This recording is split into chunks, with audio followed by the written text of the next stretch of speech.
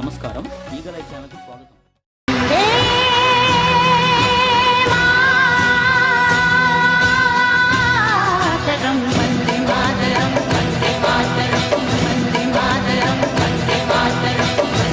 Students United network ఆధ్వర్యంలో August 2 Chengal Venkaiah గారి జయంతి పురస్కరించుకొని జెండా వంచే రాయమ్మ అనే కార్యక్రమం ప్రారంభించడం జరిగింది. దీనికి కొనసాగింపుగా స్వతంత్ర దినోత్సవానికి ఒకరోజు ముందుగా ఆగస్టు 14వ తేదీన GVMC central park women's college ఎదురుగా ఈ కార్యక్రమం ప్రారంభమవుతుంది.